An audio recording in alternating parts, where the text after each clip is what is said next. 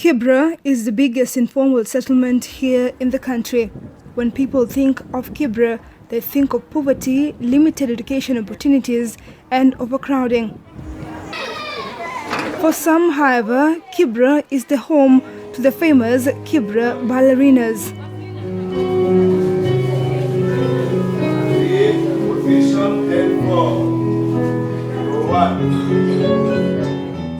For years, ballet, a highly technical dance, is known to be a preserve for the rich and well-to-do in the society.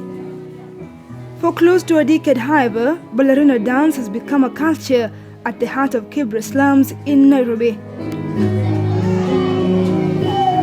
Every day after school, ballerina enthusiasts meet at Project Elimu Foundation, where it is widely known as home to Kibera's ballerinas.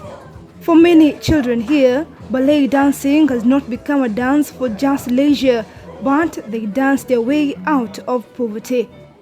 All this is under the instructions of Mike Wamaya, a Kenyan dancer and a ballet teacher, who was one of the top 10 finalists nominated for the Global Teacher Prize in 2017. Wamaya started his journey back in 2009 and always had a passion of nurturing co-curricular activities for children living in informal settlements. In 2017, the ballerina instructor started a project dubbed Project Elimu that has been collaborating with parents in the community to support wholesome children education. Project Elimu is only 4 years old, so we started it as an alternative way of learning for children, mainly children going into informal settlement schools where they lack access to play, they lack access to extracurricular activities mainly. So they all come here after school and they learn so much. So we have drama, we have music, we have dance classes, we have the famous known Kibera Ballerina program. In the country, arts education has been underfunded as education stakeholders deem it as a luxury activity or a joke. At the heart of Kibera, this has been a challenge. We are a country struggling with tribalism, struggling with bad governance. When you dance, there's a lot of equality in there. By investing in arts, you bring in equality, you bring in cohesion, you bring in acceptance of people in regards to your ability or able and disabled. So people grow up together. And so by investing in arts, we'll be able to invest into the wider community. So the biggest challenge is we just don't have investments. If we would get investments, we'll be able to do lots. Michael Meyer reveals to me that arts has been one of the tools that has churned out stars in the global arena.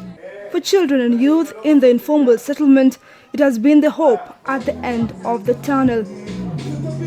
Mainly, Project Elimu have brought a lot of hope and solutions to this community, and not only in Kibera alone. In Nairobi in general, we have children who are now dancing in the States. We have children who are now coming in as disabled kids, being looked at as outcasts, and now they're coming in as dancers and solution developers.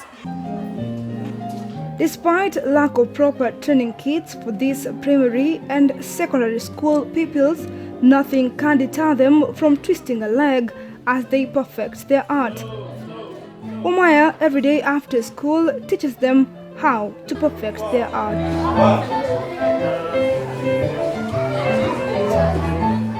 Lydia Accord is a young ballerina who has perfected her art of this Italian dance for 3 years, and for her, it has become a cushion from the reeling poverty in Kibera.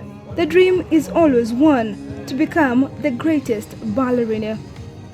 Naona nikienda mbali, yani countries mbali, kuona vile world inakaa na kupatana na watu wengi. About 95% of the population in Kibera live below the poverty line. Dance is a source of joy and happiness for Lydia, but also a way to get out of the slum. Imenisaidia, nimesponsoriwa shule, wakanilipia school fees, na naendelea vizuri shule. When Lydia is done with practicing ballerina, she heads home with the satisfaction that practice makes perfect.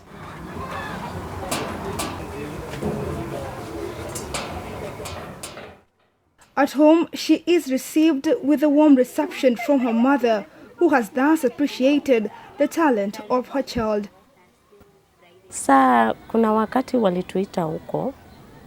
Saa walituambia tuende tuone kama vile watoto wanacheza. Saa nikaenda huko. Nikaona watoto wamevaa vizuri. Saa nikaona nikafurahi, huyu mtoto wangu alikuwa juu sana. Saa nikafurahi. Her mother, Caroline Anyango, was surprised when Lydia said she wanted to perfect her art of becoming a ballerina. Yeah, hata niliona, hata yeye alifurahi.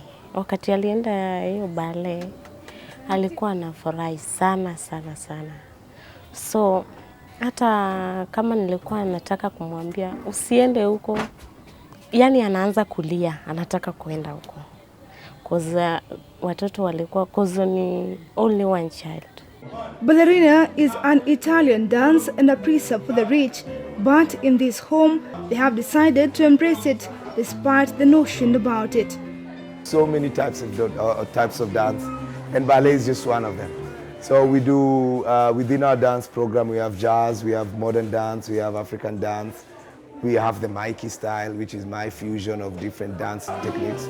So I only use ballet as a tool to build the base of the dancers and the young ones, because ballet also has a training of building the center of a child when they're growing up. So I use classical ballet for that. And then from there we explore so many other dance forms.